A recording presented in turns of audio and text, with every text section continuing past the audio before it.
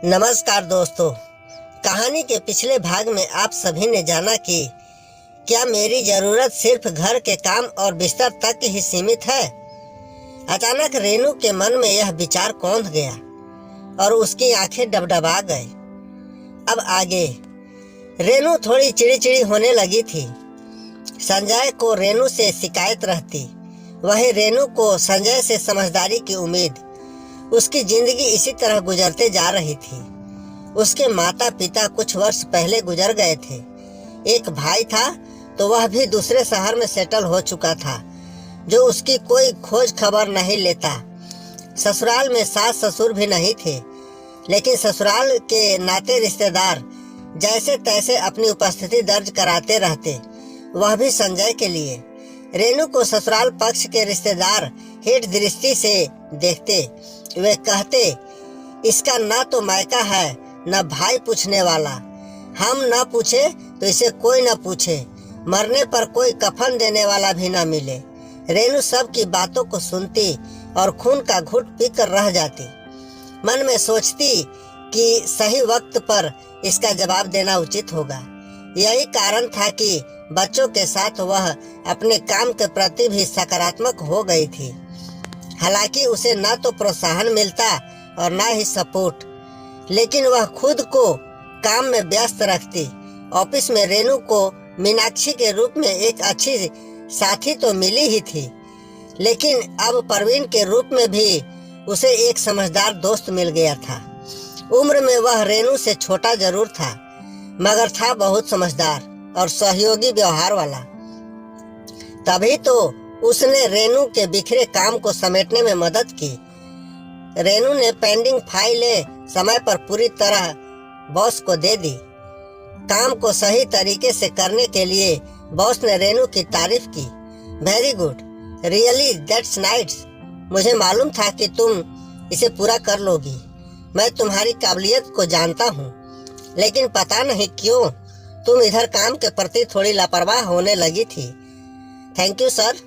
दरअसल मेरे बेटे का 10वीं कक्षा का एग्जाम था, तो उस पर ध्यान देने के चक्कर में यह काम दिमाग से उतर गया था।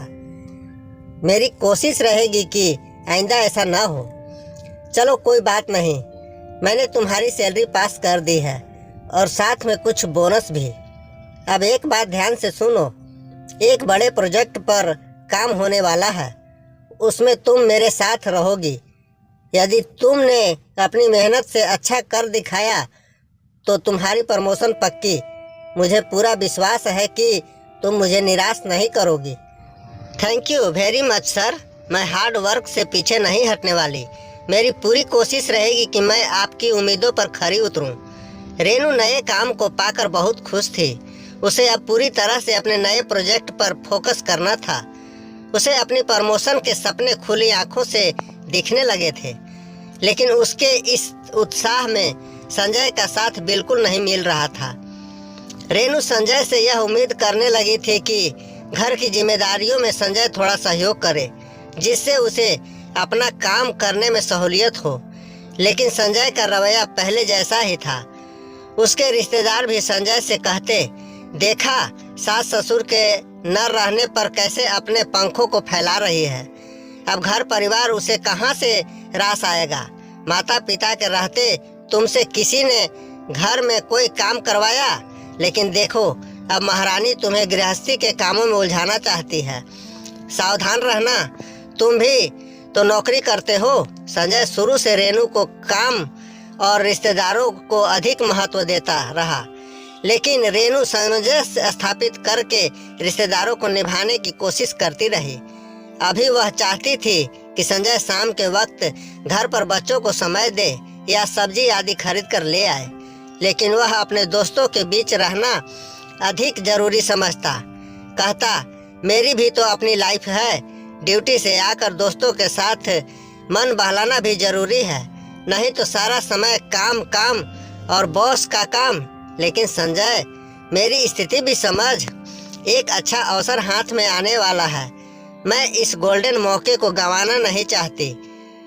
मुझे घर के कामों में थोड़ा सहयोग कर दो, ताकि इस प्रोजेक्ट को बेहतर मन से कर पाऊँ।